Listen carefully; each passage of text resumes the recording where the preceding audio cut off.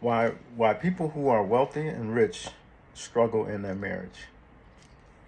One of the reasons why is because money is transactional.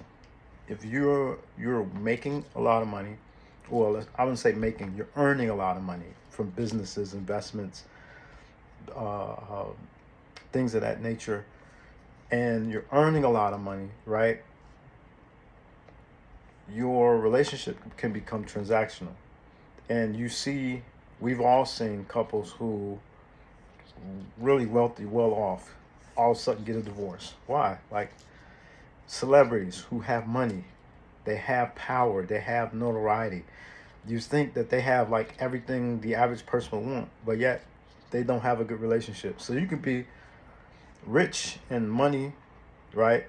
Wealth, influence, but poor relationally. Why? Because money is transactional.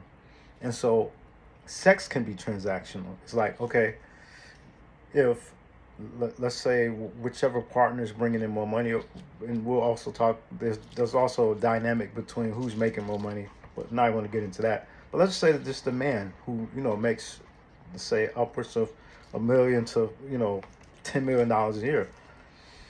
He flies his wife out. His wife can take trips wherever she want to go. She can uh, uh, purchase whatever type of bag she want, whatever type of car she wants to drive. So that's transactional. But in order for now, he wants what? He wants sex, right? A man wants sex from his wife. So she gives transactions to her husband because, again, he buys all these things and takes her all these wonderful places. But that does not necessarily take relational connection. He doesn't necessarily have to talk to her, doesn't necessarily have to hold her hand. They don't necessarily have to take walks in the park. They don't have to get along and enjoy each other's company, right? And again, a wealthy couple can take trips all over the world, but that doesn't necessarily mean they know how to manage conflict. It doesn't mean they know how to communicate effectively with each other. It doesn't mean they know how to really empathize and understand, like being in each other's shoes. It doesn't mean that they know how to come together and really build intimacy and connection with each other, because everything to them is transactional. You buy me a big house, you buy me clothes, you buy me shoes, you get what you want. Now, this is again, there's different trends. There's different levels to it, right?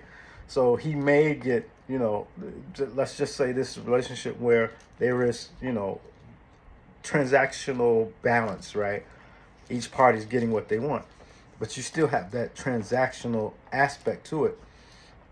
So this is the reason why wealthy people, wealthy celebrities, wealthy CEOs, they have all the money, influence, and power that they want, but they don't know how to have a good relationship, an enjoyable marriage, a fulfilling marriage, right? Where they feel connected and loved and cherished by their spouse. It's because they're so used to transactions. And they're so used to not having to connect, because the transactions are taking care or covering, right, the areas in their relationship or in their marriage they don't need to they don't think they need to work on.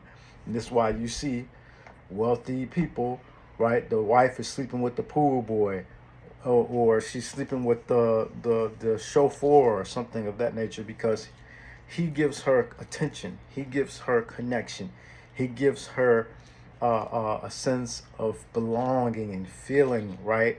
Like someone pays attention to her, versus a husband, or let's say vice versa. That person feels like the transaction is enough to cover those things when they aren't. And it's not like the person who has wealth doesn't have those skills, because you don't build wealth without skills, right? You don't build wealth without good communication skills, good negotiating skills, good money management skills, right? You don't build wealth without those skills. Yet, that person that builds wealth doesn't know how to take those skills and relate them to a relationship, because of the transactions.